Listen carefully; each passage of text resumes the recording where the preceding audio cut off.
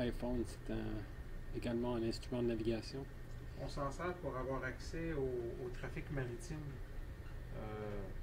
avec le système Klein. On peut voir quel bateau on va être appelé à rencontrer. Alors c'est vraiment pratique. On ne s'en sert pas pour faire de la navigation sur Internet ou pour consulter les courriels ou les textos, mais pour l'utilisation professionnelle, c'est vraiment bon. Et c'est différent du laptop là-bas. Oui, c'est pas la même utilité du tout. Ok. Le laptop est là pour la navigation. C'est vraiment un instrument de navigation. On peut voir les bateaux qui sont proches de nous, tandis qu'avec l'accès au site Internet via notre iPhone, on a accès au trafic qui est hors portée VHF.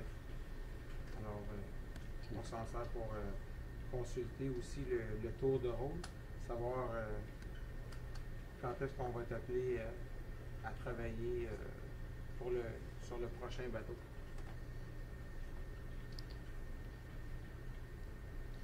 Les appels personnels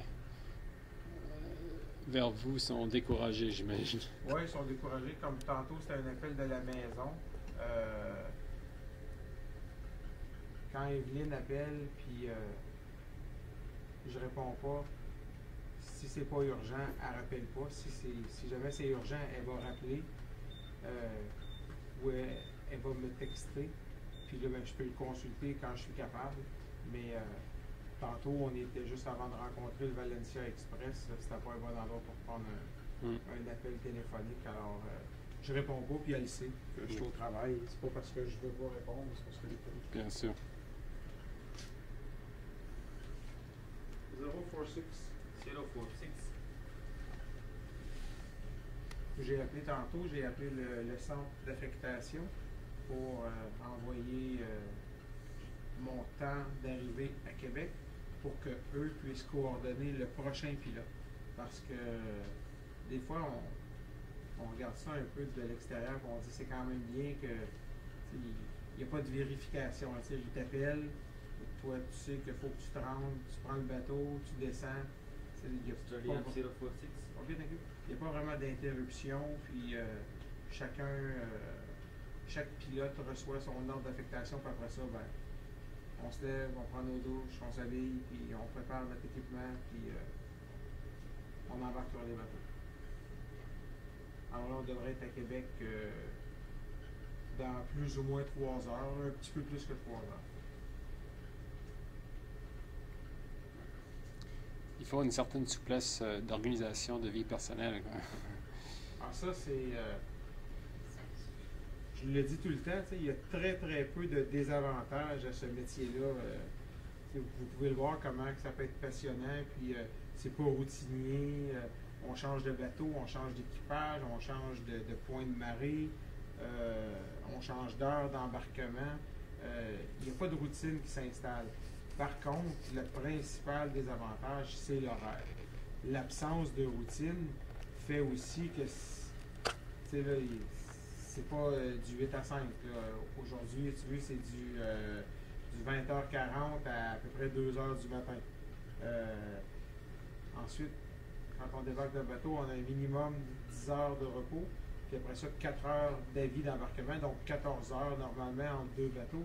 Donc en débarquant à 2 heures du matin, je ne pourrais pas rembarquer avant 16 heures. Mais là, peut-être que je vais rembarquer à 16 heures.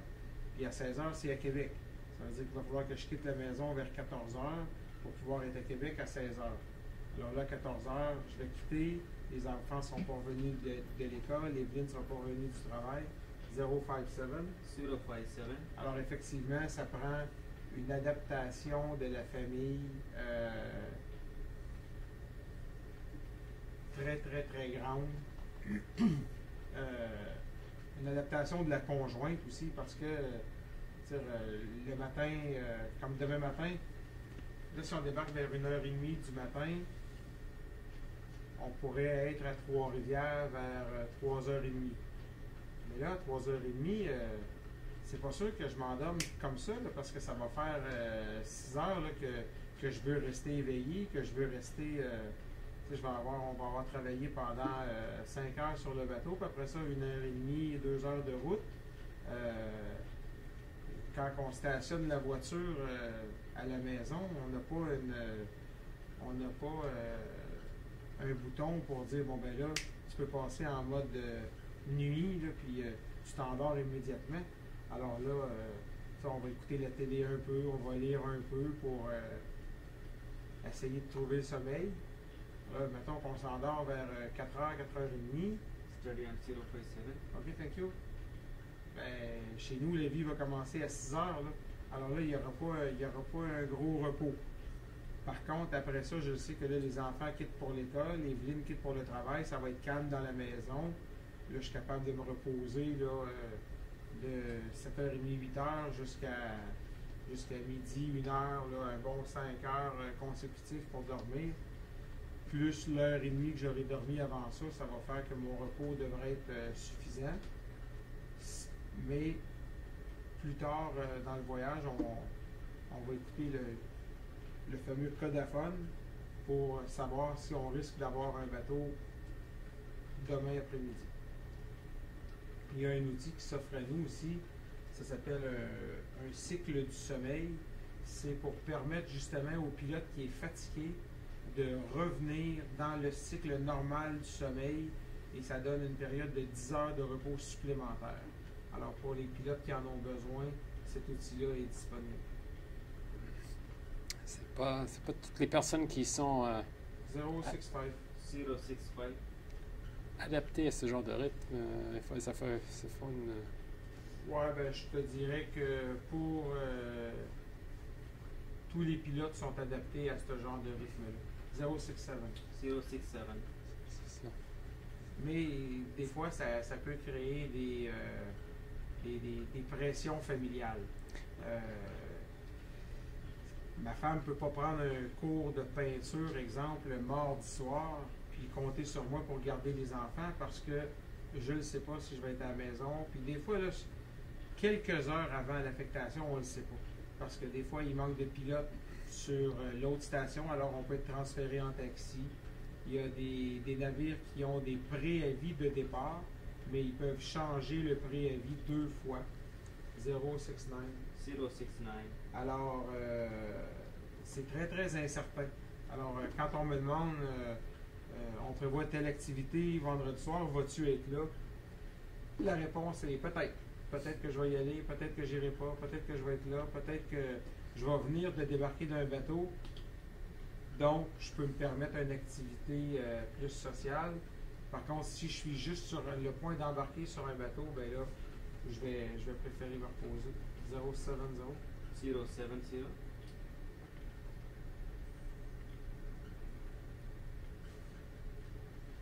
75. 75. Alors pour ça, c'est sûr que c'est pas le travail idéal. Quelqu'un qui se plaît dans une certaine forme de routine journalière, c'est pas ça cadre peu avec les contraintes de l'emploi. Par contre, avant d'être pilote, on a tous navigué comme l'équipage ici, soit comme capitaine, soit comme officier. Et puis, les contraintes de l'horaire de travail, on les connaissait et on les a vécues avant de faire application pour devenir pilote. Half ahead, please. Hopper, sir. C'est-à-dire qu'on a le physique. Study on 075. Thank you. J'ai pas compris la question. On a le physique de l'emploi ou on l'a pas, quoi. Oui, je pense que oui, on a le physique de l'emploi. Par contre, je pense, moi je suis pas très très vieux encore, ça fait 13 ans que je suis dans le système. Je pense qu'en vieillissant, les besoins changent au niveau sommeil, au niveau adaptabilité du sommeil. Moi je suis en slow ahead. Slow ahead, sir. Je suis chanceux parce que je touche du bois. En ce moment, quand je débarque d'un bateau, il faut que je dorme, je me couche, je dors. Je me pose pas de questions. j'ai pas de problème de sommeil trop. Alors, je suis capable de récupérer relativement bien et relativement vite. Je suis capable d'accumuler un déficit de sommeil sans que ça paraisse trop sur ma personne. J'ai de la misère à accumuler du sommeil. Si j'ai bien dormi la nuit passée, même si j'essaie de faire une sieste d'après-midi parce que je vais travailler la nuit prochaine, j'ai un peu de misère à trouver le sommeil à ce moment-là. Quand je ne suis pas en carence de sommeil, c'est dur pour moi de faire une sieste d'après-midi parce que quand je suis en vacances ou quand je suis au repos, c'est pas quelque chose que je vais faire d'emblée, une sieste dans l'après-midi. Alors, le faire quand je suis sur le tour de rôle, c'est un peu difficile. Par contre, dès que je deviens un peu carencé en sommeil, je me couche puis je dors. On a ralenti la vitesse du bateau ici parce qu'il y a une marina qui est très très près. Elle est construite très très proche du chenal navigable et quand on ralentit pas, la vague pourrait causer des dommages aux embarcations de plaisance. Alors, on prend toujours la peine de ralentir de façon franche pour limiter les dégâts.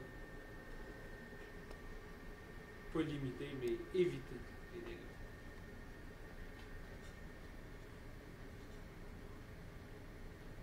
Zero 85. 085.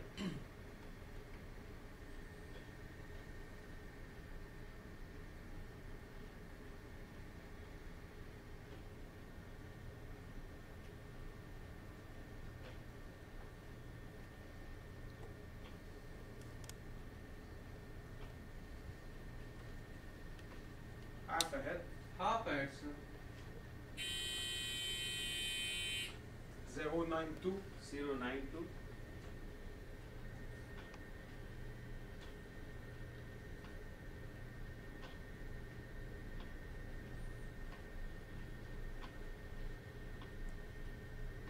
And we will go full ahead. Full ahead.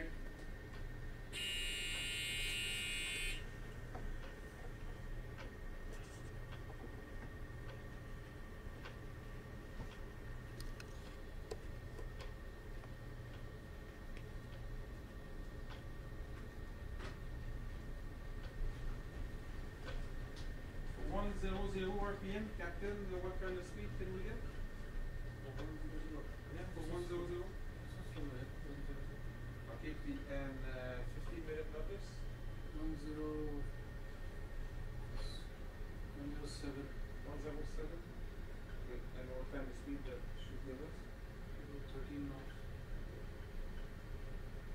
So we will go with 15-minute notice. Give me the maximum RPM possible for 15-minute notice. Okay?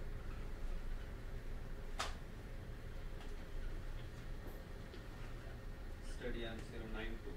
Okay, make it 094. 094.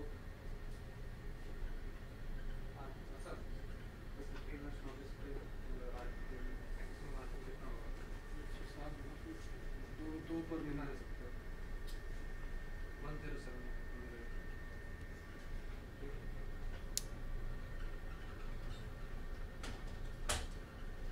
दो पर मिनट है Steady on 094. Okay, thank you.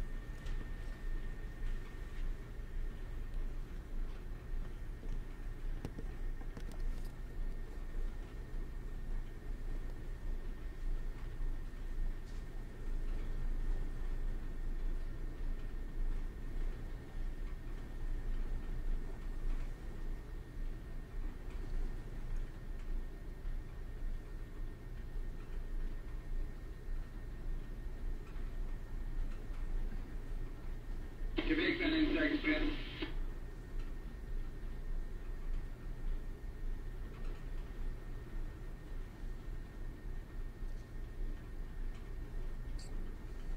Quel genre de... Express ici, Trafic Québec. À vous. Valentin Express, dans mon conquête de matin, merci, bonne nuit, à demain. C'est bien reçu, monsieur. Bonne nuit à vous également. Il y a un navire qui termine de Saint-Marin à la Seine avec un remorqueur. Il y a une prudence à la section 3. Merci. Je suis pas sûr de mon focus. C'est difficile.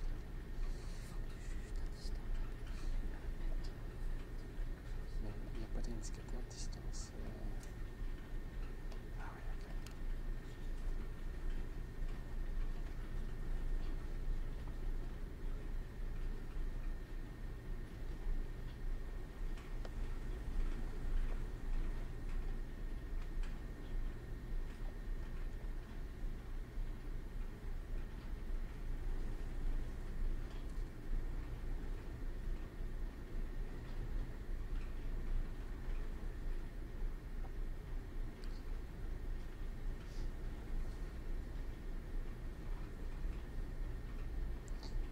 Zero 7 5.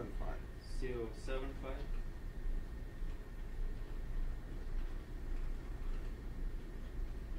Quel genre de bateau vous aviez? Personnellement? Oui.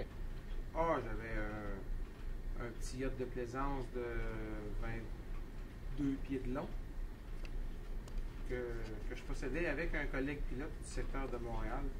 On était deux propriétaires et puis on a eu deux embarcations comme ça, deux petits bateaux comme ça.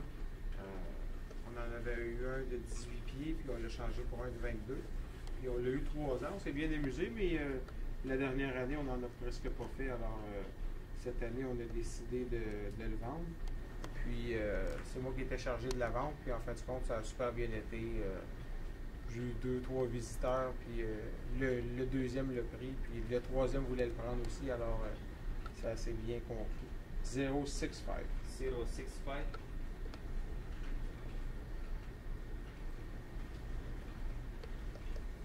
C'était un super bateau, c'était la compagnie Maria. Une compagnie super connue, mais ils faisaient des bateaux de grande qualité. Alors c'était ils appelaient ça un bateau ponté. C'était un bateau qui gardait sa pleine largeur jusqu'en avant.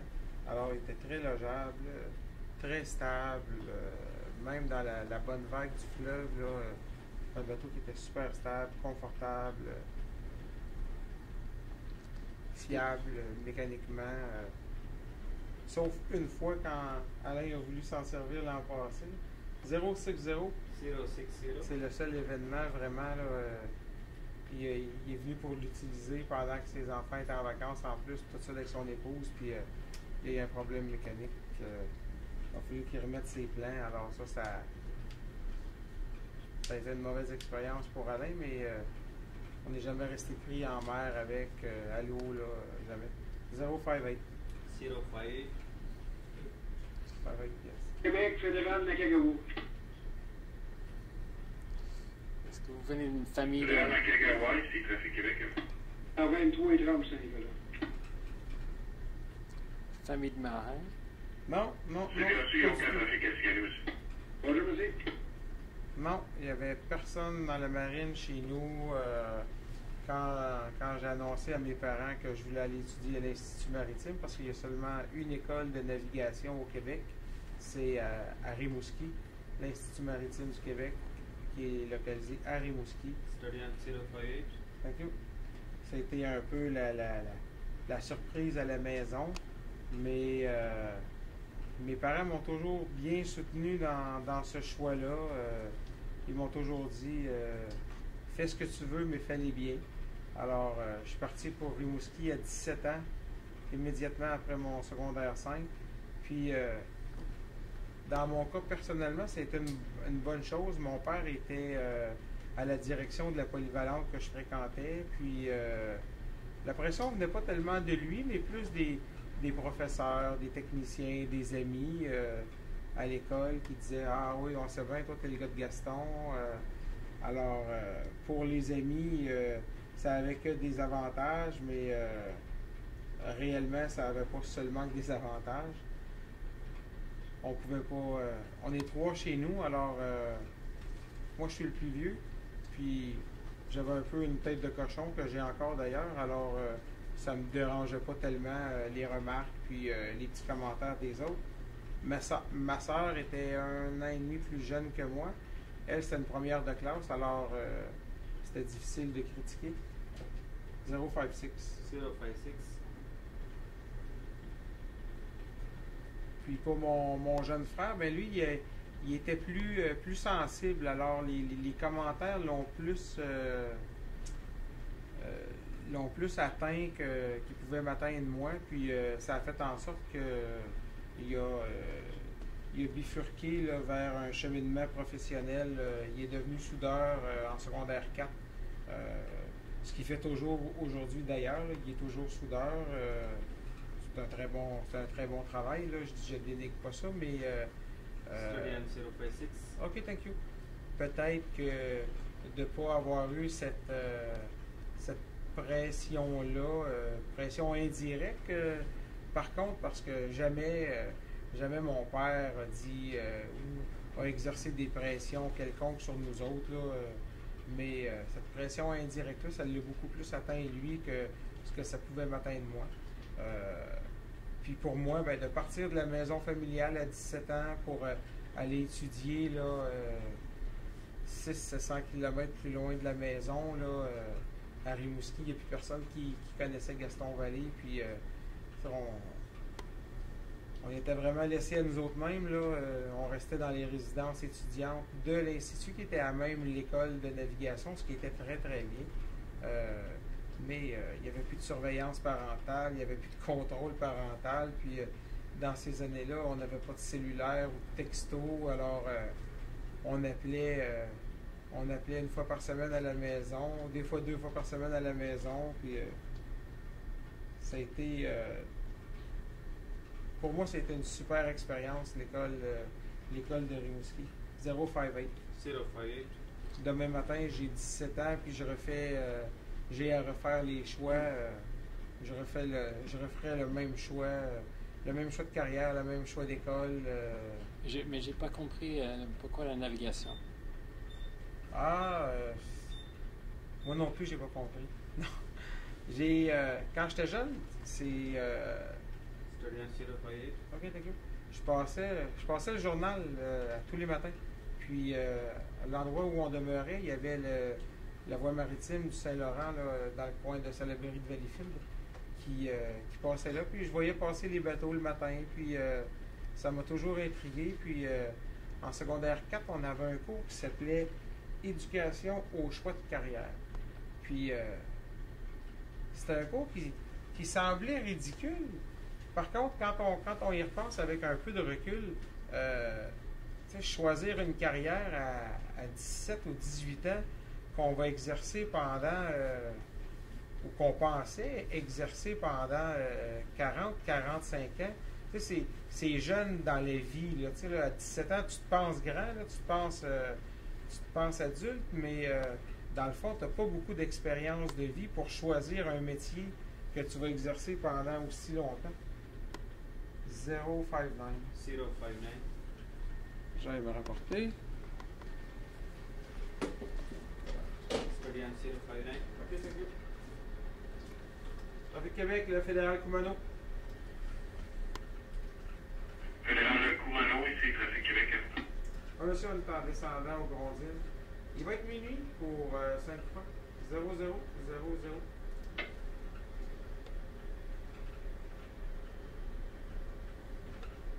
C'est bien reçu, monsieur. Il n'y a aucun trafic montant de signalé. Feu postérieur d'alignement de barre ambulante a été rapporté sur feu de secours. OK, bien reçu, merci.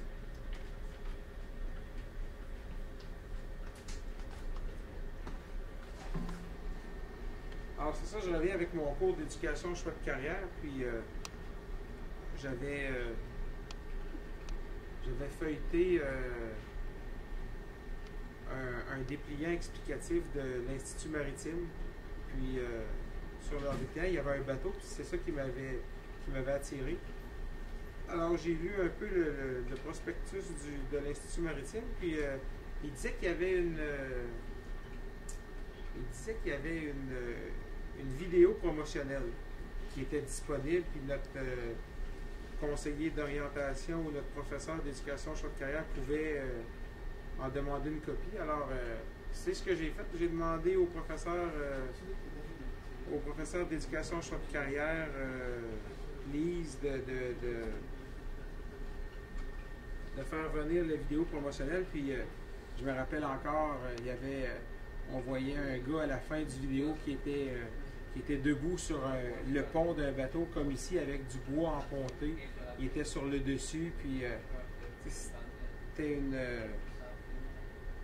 il disait que c'était une carrière où on était appelé à avoir des responsabilités relativement tôt, puis on voyageait, puis c'était vraiment des trucs qui m'attiraient. Et puis, quand j'ai demandé de faire une application, une demande pour l'Institut maritime, mes notes n'étaient pas terribles. Ça, on était rendu au début du secondaire 5. Secondaire 4 avait été une année assez difficile pour moi. J'avais échoué des cours et puis au début de mon secondaire 5, j'ai découvert l'Institut maritime. Puis là, ça m'a vraiment motivé parce que le cours était contingenté, alors était limité à un certain nombre d'admissions.